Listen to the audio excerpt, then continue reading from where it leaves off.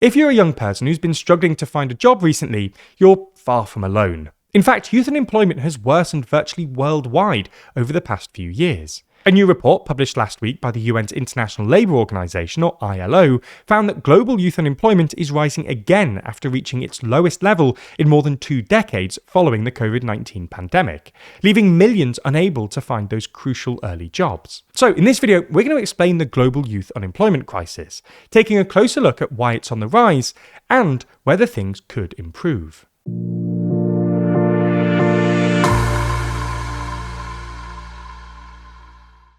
For the latest issue of our magazine, Too Long, we interviewed The Economist's new Washington bureau chief, Shashank Joshi, all about what he says has left Donald Trump bruised, weakened, and humiliated. That's just one of the articles in our longest issue ever. Subscribe to get your copy by clicking the link in the description. Let's first start with some definitions and data. The unemployment rate counts people who don't have a job but are actively looking for one. The ILO reports found that around 67 million young people, that's those from age 15 to 24, are unemployed worldwide, equivalent to 12.4%. In 2023, that figure stood at 12.3%, so we've seen an increase of 2 million more young people facing unemployment in the past 2 years. It's important to note that the youth unemployment rate is good at measuring how many people are ready and available to work and have not yet found a job. But that means it misses the full picture. It doesn't, for example, account for those who have stopped searching for a job, either because they've grown frustrated with the application process or lost faith in the job market. This is where the NEET rate comes in, which includes young people who are neither employed nor in education or training, and accounts for those who are no longer actively job hunting. This rate is also going in the wrong direction, increasing by 9 million to reach 257 million, about 1 in 4 young people. This new data is noteworthy because in 2023, youth unemployment and NEET rates had hit their lowest point in 20 years, having recovered dramatically from the very high levels seen during the pandemic. What this report is essentially saying is that the post-pandemic recovery has ended and things are now worsening in most regions in the world, with the biggest increases in youth unemployment being in North Africa, North America, and North, South, and Western Europe. Interestingly, while youth unemployment rose, the overall unemployment rate actually declined slightly, meaning a young person is now 4 times more likely to be unemployed than an adult aged 25 or over. So let's now try to understand why conditions are so tough for young people. To do so, we're going to look at 3 factors: the economy, so-called experienced inflation, and the continued rise of AI. Let's begin with the economy, specifically ongoing economic uncertainty. The post-pandemic spike in growth has fallen back, and the global economy has been roiled by a series of wars, both real ones and trade wars, energy shocks, and geopolitical tension, generating persistent economic uncertainty. Uncertainty and economic slowdowns mean lower consumer and business demand. Businesses cut costs, freeze hiring, or let people go, fueling rising unemployment. The report describes a global economy that's weak and uncertain, with little sign of real improvement on the horizon. Global GDP growth is expected to sit around 3% in 2026, down from 3.5% last year. It's worth noting, however, that despite things not looking rosy for the economy throughout 2025, that uncertainty hadn't yet fully worked its way into the headline labour numbers. Employment growth overall has proved fairly resilient, even if, as we've seen, it's been less encouraging for young people. But the report warns against reading too much into that general claim, because labour markets tend to respond to economic shocks with a delay. So, a slowing economy today can still translate into weaker hiring or rising unemployment months down the line, especially for young people, who are typically more exposed to deteriorating labour market conditions. Essentially, the global ripple effect of turmoil in the Middle East, constrained energy supplies, and Donald Trump's trade wars could mean that next year's youth employment figures end up reflecting turbulence that hasn't fully shown up in the numbers just yet. Another reason behind the rise in youth unemployment is the experience barrier, or experience inflation.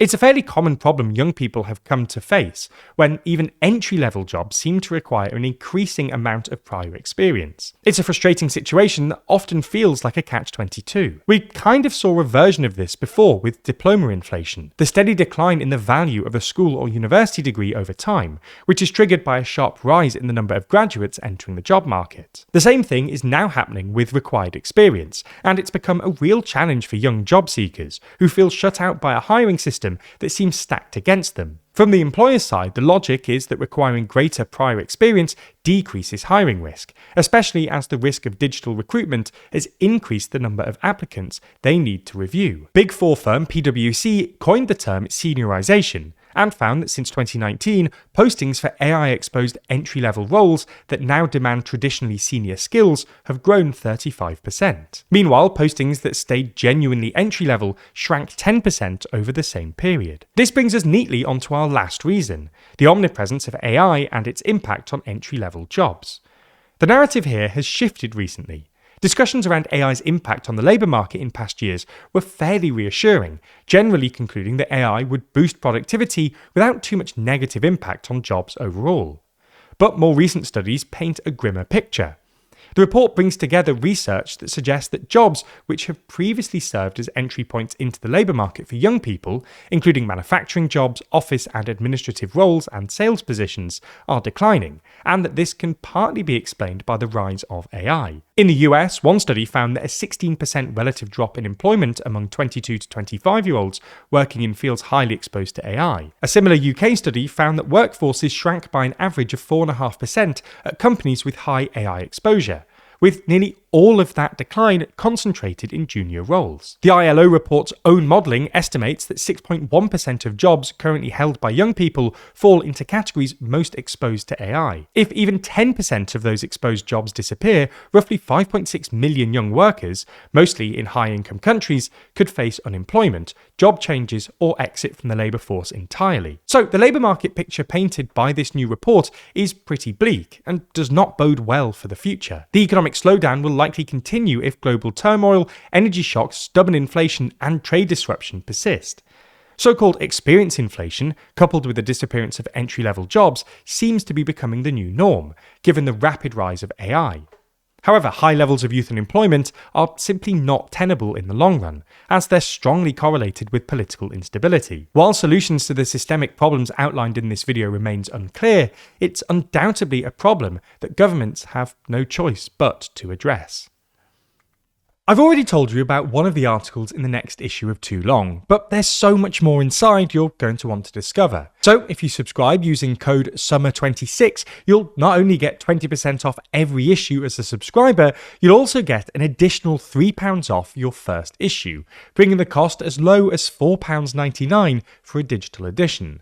And yes, if shipping, or increasingly tariffs, are making deliveries to wherever you live a little too expensive, you can get a digital version sent straight to your inbox. Plus, we actually earn more from digital editions, as we actually lose money on shipping, so it's also a better way to support the channel. This is a good first issue to jump on board with too. It's our longest ever at 84 pages, and it contains stories from all across the world, including Burnham here in Britain, the wars in Ukraine and Iran, China and the US's relationship, a bit from the Vatican, and of course the cover story on the plan to rebuild Europe. It also contains articles from our superb new writers Natasha, Isaac and Ebba. So make sure to use code SUMMER26 at checkout and become a Too Long subscriber today.